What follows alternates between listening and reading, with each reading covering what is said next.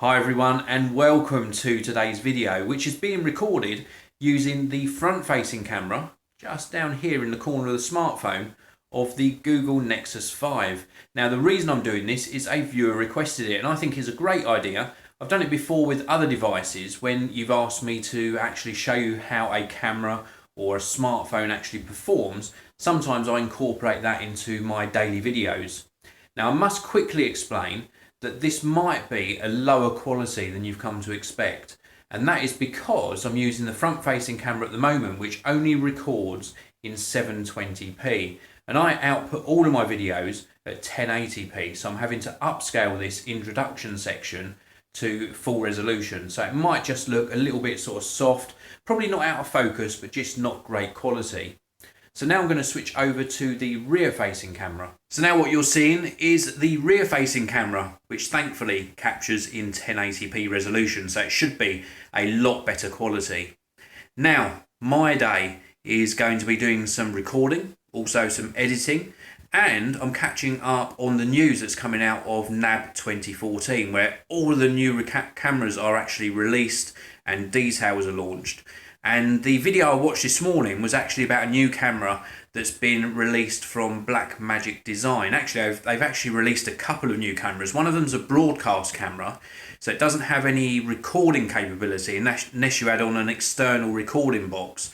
It's primarily designed for live broadcast, but looks absolutely fantastic. And they're launching both a 1080p version and also a 4K version. Both of them come in at under £2,000. In fact, the regular 1080p version is available now. It's actually shipping straight away at £1,275. It's not something I would personally use because you really need to use it for live broadcast, but it certainly looks very, very interesting. The other camera that they've announced is another 4K camera. It's massive. I think it weighs something like £17. And it's got three monitors, one for monitoring the video you're capturing, one for the settings, which can also be dialed in to see your in-frame shot, and a third monitor, which is just for monitoring your audio and doing audio settings. Unbelievable. It's also got this bit at the front where you can actually change the mount. You can actually mount your own DSLR on it. I haven't understood that feature yet, but you can mount a DSLR on the front and also different lens mounts. And it starts at around about £3,800. It's not shipping yet, it's shipping in July, but it looks really interesting. The only thing that made me go, oh my goodness, how would people afford that, is it uses these new compact flash cards. And I'm sure they said that a 120 gigabyte card costs something like $1,200. But I still find it really interesting, and I'll speak about this particular camera and other cameras that have been announced at NAB 2014. Probably in my videos throughout the next few days. This is a little table that I picked up from John Lewis, and this is to go in the studio, and I really like it. Very, very nice. And it also matches the design of the desk in the background there, the Blue Lounge studio desk. Not quite the same colour legs, but very, very close match. So today has been a very, very strange day. Not that strange for most people, but definitely for me, because I haven't been able to really do any recording as such apart from this video. The decorators are still painting the outside of the house, and they've also been doing some retouching to the windows, and the paint really smells strong in the house. And because they're doing all of the windows, you can't open like one window to get the sort of smell to go out of the house, or the fumes. So very, very strong, and it certainly hasn't helped with the sort of headache or head cold that I was suffering with really badly yesterday, which thankfully is a lot better today. But anyway, enough of that. I'm actually on tea duty at the moment, so I'm making another cup of tea to take out to them. And I've also been researching a lot more about the Blackmagic cameras that have been announced. They did this new broadcast camera, and it's so tempting to get one in, but I just don't know if the bandwidth that I've got here would actually allow me to broadcast at any better quality than what a webcam offers at the moment. They aren't really designed or targeted at sort of YouTube broadcasters. They're more targeted at people that would broadcast in a different fashion, or at least that's what I would assume. But I must give a big sort of credit and a big shout out to the Blackmagic team, because I actually rang them and had a very lengthy conversation with them about the possibilities and how their cameras would fit into my setup. And of course they're going to give very positive comments back, but it was just so useful to talk through how each individual component would be used and what 2 or 3 products I would need to actually facilitate using one of their studio cameras. A very, very helpful discussion, and it just goes to show that when a company's got employees that are both passionate and have got a good knowledge of the product, it really does make a big, big difference. Hello, Mr. Milo. How are you today? You good boy? You don't like all of these workmen, do you?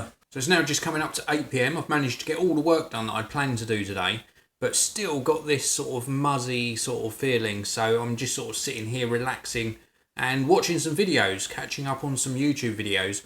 I've got 1, 2, 3, 4, 5. I've got my laptop down here in case you wonder what I'm counting.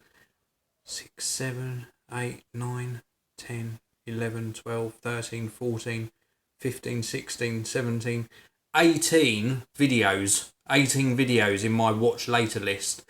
Some of them are to do with the Blackmagic camera that was announced, and others are just general tech videos and a couple of sort of vlogs that I want to catch up on. So plenty to watch. I think I'm just going to do that this evening. There's absolutely nothing that interests me on sort of mainstream television at the moment. And that's going to be my evening, really. The house is now finished, so all the exterior decorating is done, which is really good. As you've probably seen if you watch back over a couple of my previous videos, on one of the walls in the studio, there is sort of some marks on the wall. That's where some damp's been coming in. So we're hoping that the work we've had done on the exterior actually stops this sort of damp coming through. The walls were long overdue being painted on the exterior of the house anyway. So fingers crossed. I almost put my thumb up there because I'm so used to saying hit the like button. Fingers crossed that has actually sorted that issue out. The rest of the week for me is going to be pretty much the same. We've got one of the cars is due for its MOT and service. So we've got that to fit in the rest of the week. And all the other bits and pieces I'm going to be doing are sort of around Geekanoids production rather than the studio plans, which are sort of on the back burner at the moment because I'm still trying to really find out about the business rate situation before I make any commitment to that. Very disappointed that actually because it was running so smoothly up until finding out about that sort of extra expense. But still, I'm sure I'll work it out. I've worked through things that are harder than that anyway before, so it's just a little glitch that will be sorted out. So, something else I wanted to tell you was I posted a picture on my Instagram of the caption I gave it, or the title I gave it, was me doing my zip up, which I thought was funny. No one else even laughed, I don't think. I haven't checked the comments on that particular photo. But it's a Libratone Zip speaker, and it's one of these AirPlay speakers. You connect it to your existing Wi-Fi network, and then you can actually push out music to it via your various devices and even via your laptop. And it's a really nice compact little unit. I've tested it a little bit, not too much. It's not anywhere near forming part of my review of it, but so far the actual audio quality is really nice. It's got some real volume to it as well. So a very nice design because it's sort of this cylindrical design with a wraparound sort of cloth cover, and you can change it out for different covers. But I'll show you more of that in the review. But I'm just really enjoying using it. It's nice to have a speaker that's got a nice amount of volume on it. So that's it for my video today. I hope all of you have had a fantastic day. Thanks as always for watching my videos. I really, really do appreciate it, more than you can imagine. And if you can hit that like button, please do. I'll see you all again in tomorrow's video. Thanks so much for watching the video. If you'd like to watch another amazing video from me, please do click that top box. And if you want to subscribe to my geeky channel, click the red box on the bottom of your screen now. Thanks for watching. I'll see you next time.